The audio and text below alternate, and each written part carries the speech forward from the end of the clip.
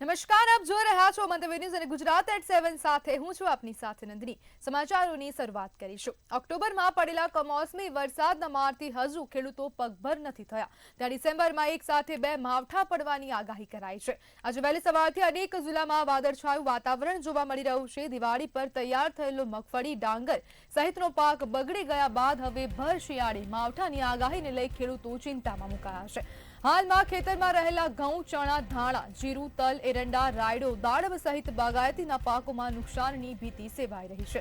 7 થી 10 ડિસેમ્બર સુધી હવામાનમાં પલટો આવશે અને માવઠા રૂપે વરસાદ થશે।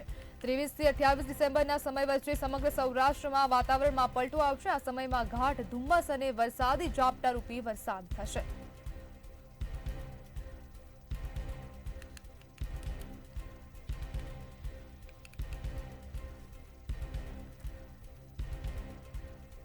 અમદાવાદમાં જિગ્નેશ મેવાણીની અધ્યક્ષતામાં બેઠક યોજવામાં આવી હતી। બેઠકમાં તેમણે કહ્યું કે દારૂ, જુગાર અને ડ્રગ્સ મુદ્દે ગુજરાતની જનતા મંત્રીને કોસી રહ્યા છે। દ્વારકા, સોમનાથ, અંબાજી જેવા તમામ ધાર્મિક સ્થાનોએ દારૂ મળી રહ્યો છે। દારૂ જુગારની ફરિયાદ માટે કોંગ્રેસ ટોલ ફ્રી નંબર જાહેર કરશે, જેને લઈ ગુજરાતના ગૃહમંત્રી રાજીનામું આપે તેવી જિગ્નેશ મેવાણીએ માંગ કરી છે।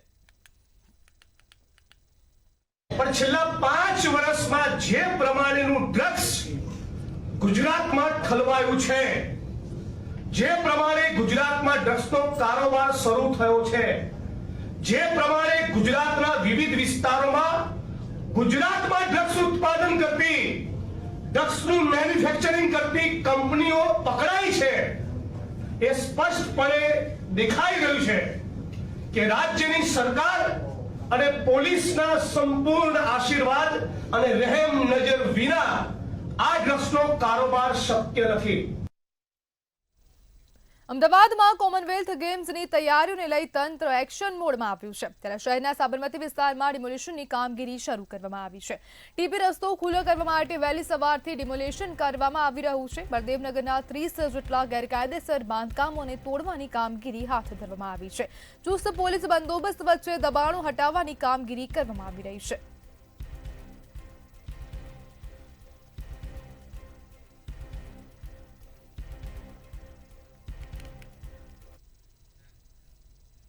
મહીસાગરના સણબાર ગામમાં આવેલી સમાધિ પર બુલડોઝર ફરી વળ્યું છે। સરપંચ દ્વારા મૃતકોની સમાધિ પર ડિમોલિશન કરતા નરકંકાલ બહાર આવ્યા હતા, જેને લઈ વાદી સમાજના લોકો દ્વારા વિરોધ કરવામાં આવ્યો હતો।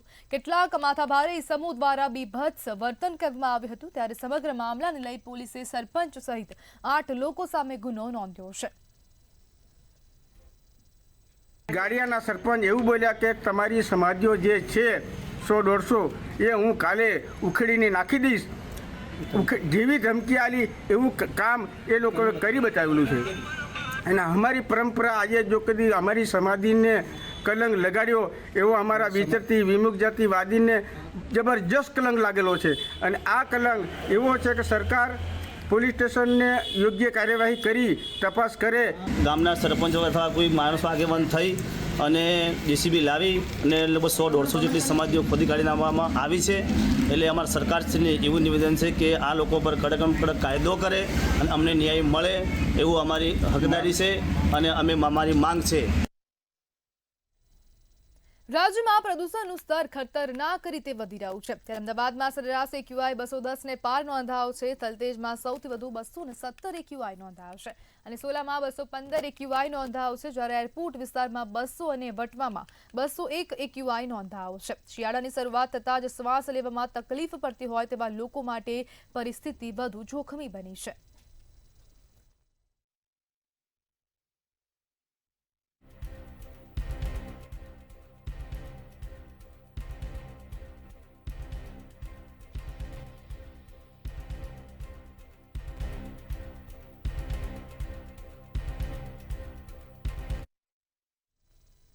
સાબરકાંઠાના ઈડરના સિંગા ગામેથી બનાવટી દૂધનો જથ્થો ઝડપાયો છે। ચોક્કસ બાતમીના આધારે એસઓજીએ ગામમાં દરોડા પાડ્યા હતા। સોયા ઓઇલ, મેલ્ટોડેક્સિન અને વે પાવડર વડે રહેણાંક મકાનની અંદર નકલી દૂધ બનાવાતું હતું। અંદાજે 200 લીટર નકલી દૂધના જથ્થા સાથે નકલી દૂધ બનાવતા સુનિલ શર્માની પોલીસ દ્વારા ધરપકડ કરવામાં આવી હતી, તેમજ ફૂડ એન્ડ ડ્રગ વિભાગને કાર્યવાહી કરવા માટે જાણ કરાઈ છે।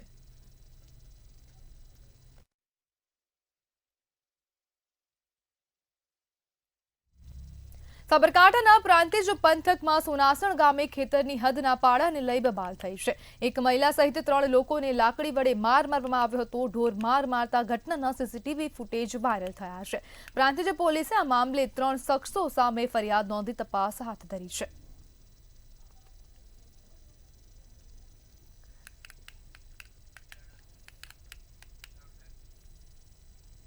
માટીની આડમાં ભારતીય બનાવટનો વિદેશી દારૂ ગુજરાત રાજ્યમાં ઘુસાડવાના કાવતરાનો પર્દાફાશ કરાયો છે. વિપુલ પ્રમાણનો જથ્થો પકડીને સાંતલપુર પોલીસે ગણનાપાત્ર કેસ નોંધી કાઢ્યો છે.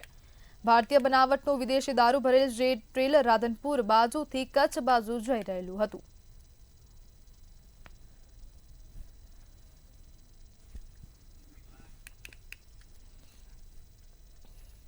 મહેસાણા માર્ગ અને મકાન વિભાગના નાયબ કાર્યપાલક ઇજનેર ડીઆર પટેલ સામે ફરિયાદ નોંધાઈ છે. આવક કરતાં વધુ સંપત્તિના મામલામાં લાંચ રૂશ્વત બ્યુરોમાં ફરિયાદ નોંધવામાં આવી છે.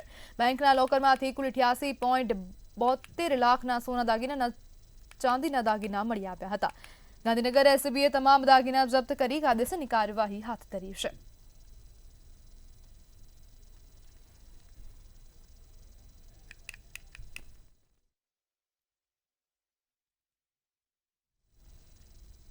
મહેસાણા જિલ્લામાં રખડતા ઢોરનો કહેર ફરી એકવાર મોતનું કારણ બન્યો છે. બહુચરાજી શહેરના નવદુર્ગા ચોક વિસ્તારમાં બનેલી આ ઘટના ચકચાર મચાવનાર છે. સુરેશ ઠાકોર નામના યુવક પર રખડતા ઢોરે અચાનક હુમલો કર્યો હતો. ઢોરે યુવકને સિંગડે ઉછાળી જમીન પર પટક્યો હતો અને ત્યારબાદ પગેથી ખૂંદતા ગંભીર ઇજાઓ પહોંચાડી હતી. ગંભીર રીતે ઘાયલ સુરેશ ઠાકોરને હોસ્પિટલ ખસેડવામાં આવ્યા હતા, પણ પૂરતી સારવાર મળે તે પહેલા જ તેમનું દુર્ભાગ્યે મોત થયું છે. આ ઘટનામાં સાથે આવેલી એક મહિલાને પણ ઇજાઓ થઈ છે.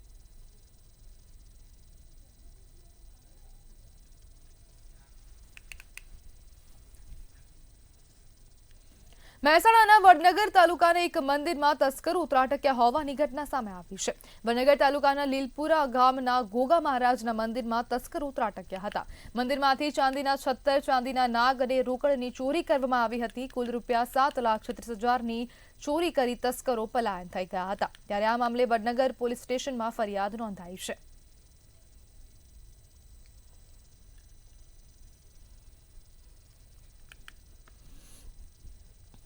મહીસાગર જિલ્લાના લીંબડિયા ચોકડી પર રાત્રિના સમયે એક યુવક પોતાની દુકાન બંધ કરી બાઇક પર પોતાના ઘરે જતો હતો. તે સમયે એક વ્હાઇટ કલરની બ્રેઝા કાર ફૂલ સ્પીડે આવી બાઇક સવાર યુવકને અડફેટે લીધો હતો. એટલું જ નહીં, અકસ્માત કરી બાઇક સવારની દુકાન આગળ જ કાર ઘૂસી ગઈ હતી.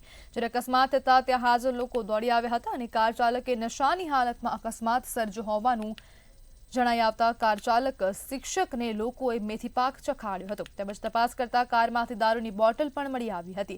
ત્યારે સ્થાનિક લોકોએ પોલીસને જાણ કરતા બાકોર પોલીસ ઘટના સ્થળે આવી નશેડી શિક્ષકની ધરપકડ કરી કાયદેસરની કાર્યવાહી હાથ ધરી હતી.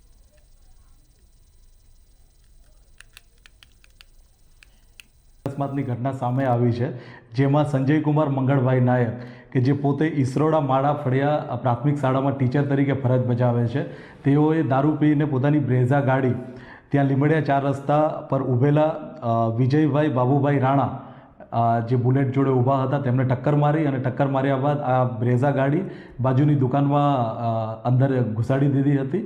અને વારંવાર આ અકસ્માતો થવા રોડની સાઈડોમાં દબાણ હોવાને કારણે ગાડીઓનું અવરજવર વધારે હોવાથી આ અકસ્માતો પણ થાય.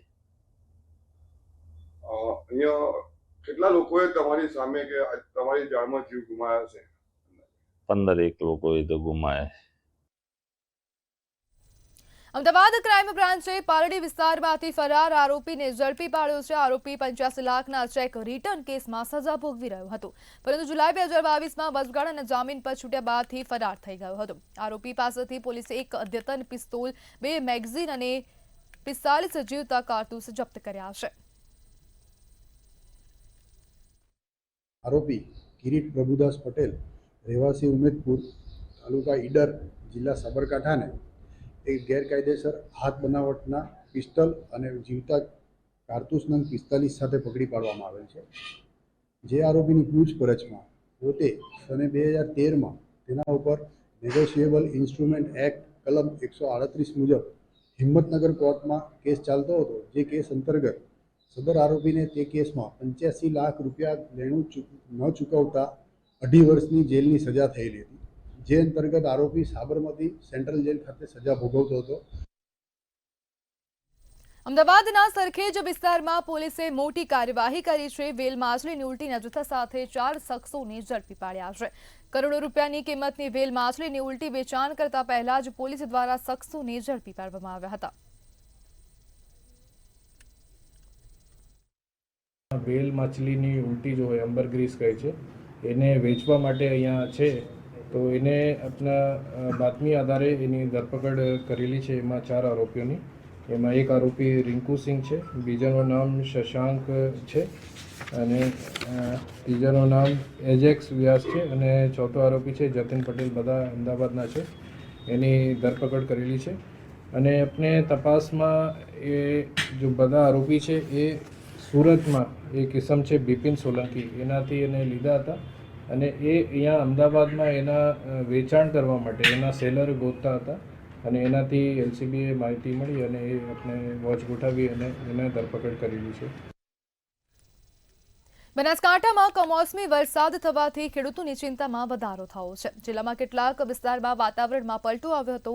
માવઠાના કારણે પાકને નુકસાન થવાની ભીતિ સેવાઈ રહી છે અને ખેડૂતોમાં ફરી ચિંતાનું મોજું ફરી વળ્યું છે. એરંડા, રાય, જીરું સહિતના પાકોમાં રોગચાળો આવવાની ભીતિ છે. એરંડાના પાકમાં ઈયળ પડતા પાક નિષ્ફળ જવાની સંભાવના છે. ત્યારે મંતવ્ય ન્યૂઝ સમક્ષ બનાસકાંઠાના ખેડૂતોએ પોતાની વ્યથા ઠાલવી છે.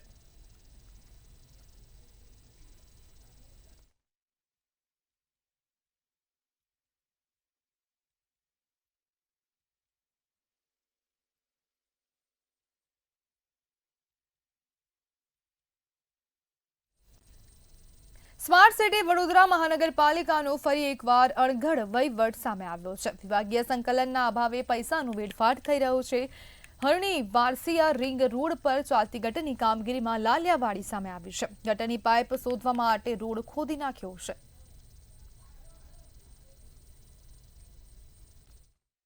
જે પાઇપ આવી છે લાઈન એને શોધવા માટે આ ખોદી રહ્યા છે. એટલે ત્યાંથી આપણે પુશિંગ કરીને લાયા હોય પાઇપ, અહીં ઓપન એક્સક્યુએશન કર્યું નથી, ખાડો ખોદ્યો નથી, એટલે થોડો આમ તેમ હોય 1 મીટર એ શોધી નાખશે. 3.5 મીટર, એમાં આપણું 1.5 મીટરનું મેનહોલ બનશે.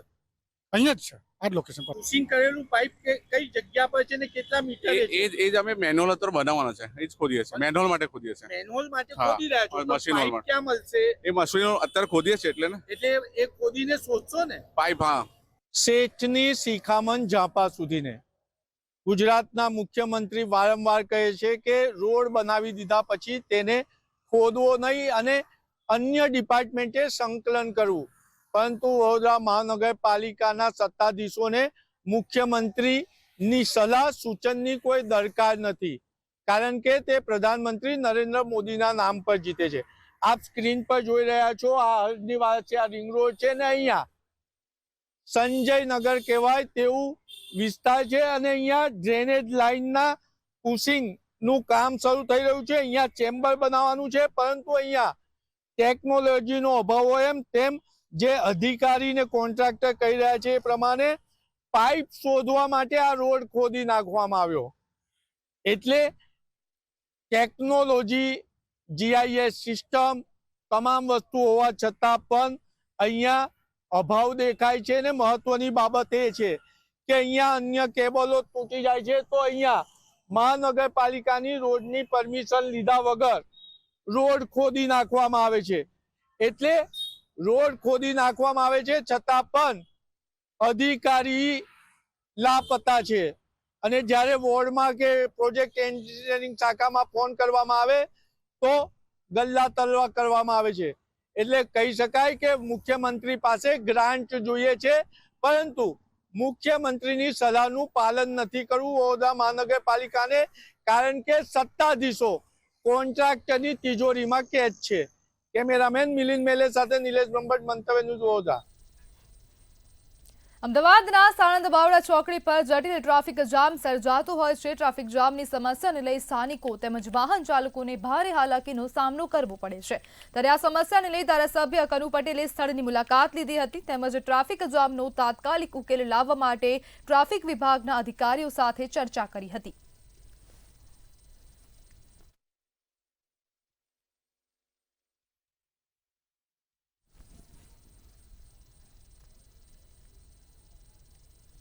અમદાવાદ જિલ્લામાં એસઆઈઆર અંગે મૂંઝવણ, દરેક વિધાનસભા દીઠ કેમ્પનું આયોજન કરવામાં આવ્યું છે. જિલ્લાની 21 વિધાનસભામાં 50 જેટલા કેમ્પનું 2 દિવસ માટે આયોજન કરાયું છે. આ કેમ્પમાં મતદારો પોતાના ભરેલા એન્યુમરેશન ફોર્મ જમા કરાવી શકશે. સાથે જ ઘણા મતદારોને કન્ફ્યુઝન છે કે તેમનું નામ 2002ની મતદાર યાદીમાં નથી, તે યાદી શોધવામાં પણ મદદ કરવામાં આવશે. એલિસબ્રિજ વિધાનસભાના ધારાસભ્ય પણ કેમ્પનું નિરીક્ષણ કરવા માટે પહોંચ્યા હતા. એસઆઈઆરના ફોર્મની વહેંચણી ફેરી અને પરત લેતી ફેરી એલિસબ્રિજ વિધાનસભામાં 125થી વધુ સોસાયટીઓ રીડેવલપમેન્ટમાં ગઈ છે. અમે આ લોકોના બિલ્ડરો પાસેથી એમના ગ્રુપમાં મુકાઈને મતદારોને ફોર્મ પહોંચતા કર્યા છે. એલિસબ્રિજમાં 2,66,000 મતદારોમાંથી 2,65,000 વોટનું ફોર્મનું ડિસ્ટ્રીબ્યુશન થયું છે અને લગભગ 27થી 35,000 મતદારો બીજે રહેવા મતલબ રીડેવલપમેન્ટ થવાનું છે. એ લોકો પાછા 6 મહિના વર્ષમાં પાછા આવવાના છે. આ લોકોને અમે ફોર્મ પહોંચતા કર્યા છે અને પરત ઉઘરાવવા માટે પણ અમે અમારા કાર્યકર્તાઓ બીએલઓની સાથે મહેનત કરી રહ્યા છે. રાજ્યના માર્ગોનું સત્વરે મરામત કરવાની સ્પષ્ટ સૂચના મુખ્યમંત્રી ભૂપેન્દ્ર પટેલે આપી હતી. જ્યારે ગાંધીનગરમાં જ દાદાની સૂચનાનું પાલન થતું નહીં હોવાનું ધ્યાને આવ્યું છે. ગાંધીનગરના આંતરિક માર્ગો બિસ્માર બની ગયા છે અને આડેધડ ખોદકામ કરી દેવામાં આવ્યું છે, જેના કારણે સ્થાનિક નાગરિકો ભારે મુશ્કેલીનો સામનો કરી રહ્યા છે. જોકે આ બાબતે શહેર વસાહત મહામંડળે પણ અનેક રજૂઆતો કરી હોવા છતાંય તંત્ર આ બાબતે નિષ્કાળજી રાખી રહ્યું છે.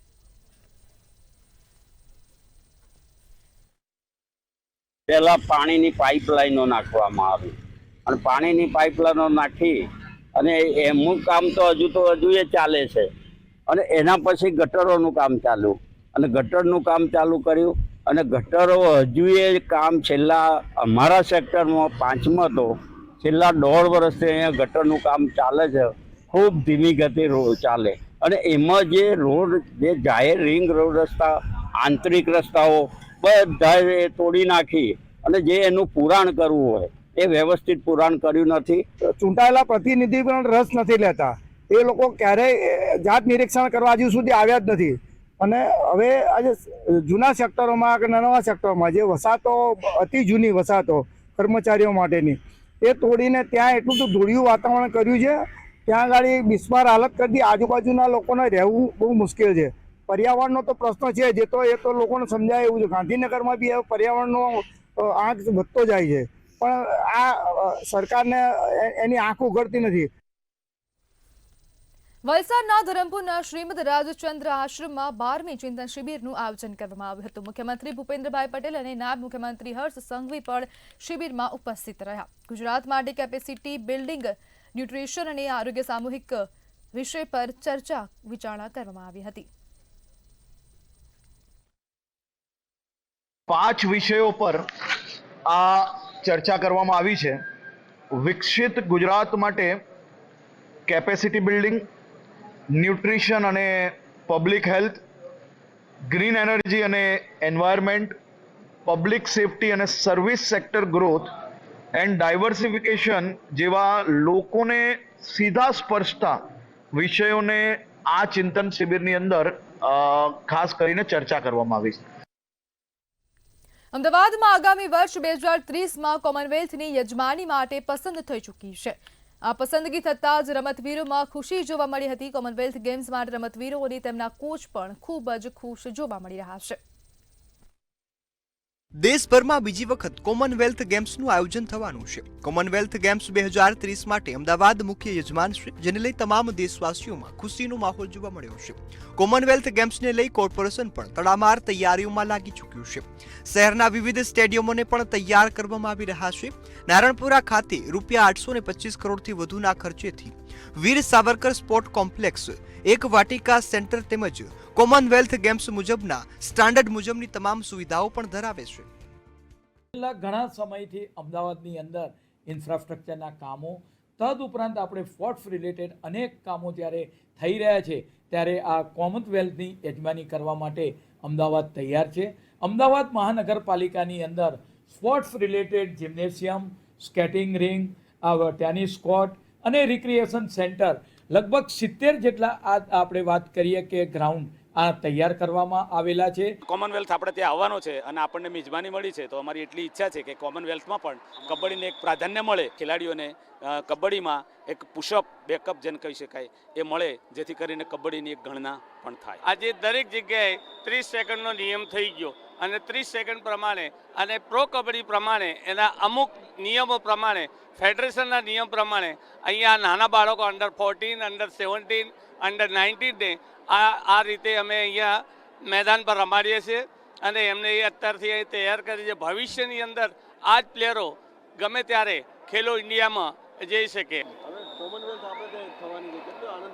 કોમનવેલ્થ અહીંયા આપણા અમદાવાદમાં છે, બહુ મતલબ આપણા કુશલ વાત છે આપણા માટે.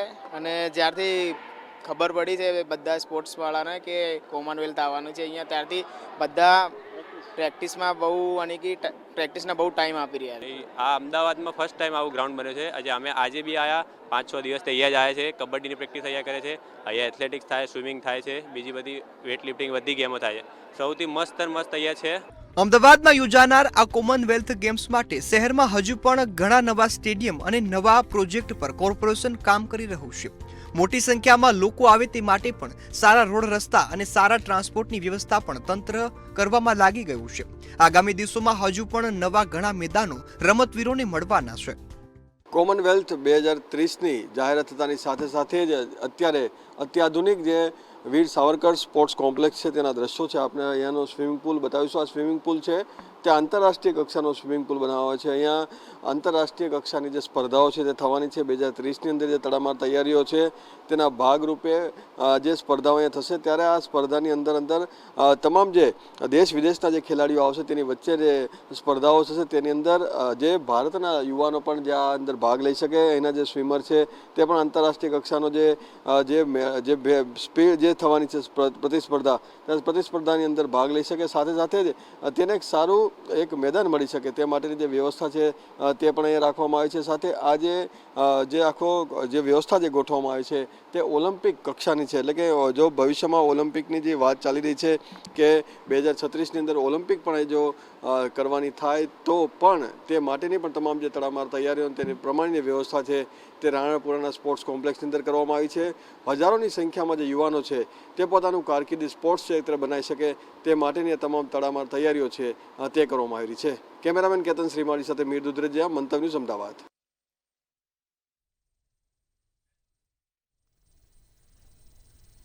સમાચારમાં આગળ વાત કરીએ તો આ મહત્વપૂર્ણ સમાચાર સામે આવી રહ્યા છે. તો મહત્વપૂર્ણ સમાચાર આ સામે આવી રહ્યા છે તો એરબસમાં ખામી સર્જાઈ છે.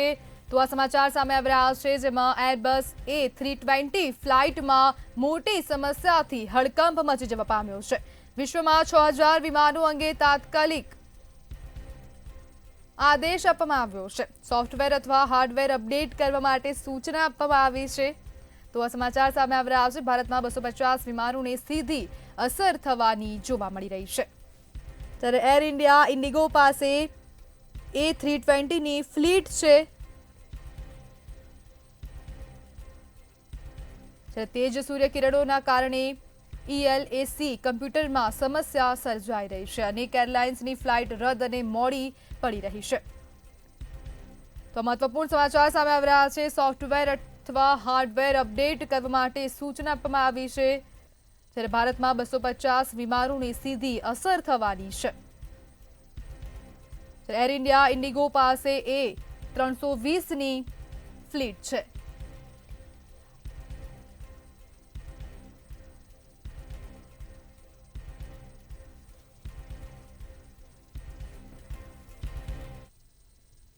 તો ગુજરાત@7 માં હાલ બસ આટલું જ. વધુ માહિતી માટે જોતા રહો મંતવ્ય ન્યૂઝ. નમસ્કાર.